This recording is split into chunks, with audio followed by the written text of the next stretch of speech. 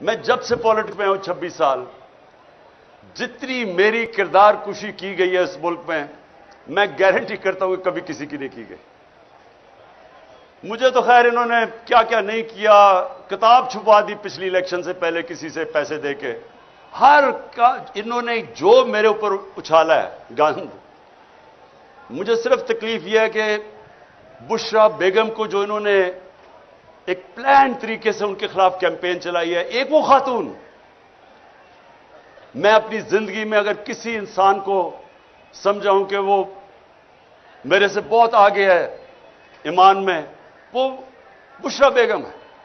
اب اس کی جو کردار کشی کی گئی، جو خاتون نہ کبھی ڈنر پہ جاتی ہے، نہ کسی شادی پہ گئی ہے 5 سالوں میں، نہ کوئی باہر لندن گئی ہے، نہ کوئی شاپنگ کا شوق ہے، نہ کوئی بینک اکاؤنٹ ہے، اس کے اوپر جو انہوں نے کیا پلان کر کے۔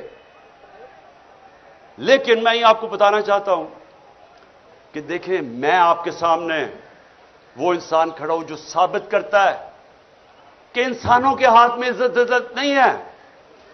اگر انسانوں کے ہاتھ میں ہوتا تو جتنا ان کا پیسہ ہے، ساری تو تقریباً ٹی وی چینلز خرید چکے ہیں۔ یہ ہر روز وہ ہمارے اگینسٹ پروپیگنڈا کرتے، کیا فرق پڑا؟ وہ چینلز کوئی لوگ نہیں دیکھتے۔ سنیں ذرا میری بات، ہمیں یہ خوف نکل جانا چاہیے کہ میں اگر وزیر بنوں گا یا بنوں گا یا ایم پی اے تو مجھے عزت زیادہ مل جائے گی، بلکہ جتنا آپ کو اللہ نوازتا جاتا ہے، آپ کی ذمہ داری زیادہ ہو جاتی ہے، ذلت زیادہ ملتی ہے اگر آپ جو لوگوں سے وعدہ کریں وہ پورا نہیں کرتے۔ جتنی ذمہ داری جتنا اوپر لے کے جاتا ہے، اتنی آپ کو زیادہ ذمہ داری ڈال دیتا ہے اللہ آپ کے اوپر۔ اس لیے یہ بھی غلط فہمی نہیں تو یہ سارے جو چور بیٹھے ہوئے ہیں، ان کو تو سارے ملک میں سب سے زیادہ عزت ملنی چاہیے، جو 30 سال اقتدار میں بیٹھے رہے ہیں۔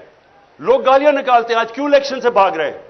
انہیں پتہ ہے کہ جب لوگوں کے اندر نکلیں گے لوگ انڈے ماریں گے ان کو، کیونکہ ذلت اور عزت نہ پیسے سے کسی کو ذلیل کرا سکتے ہیں، نہ کوئی پوزیشن آپ کو عزت دے سکتی ہے۔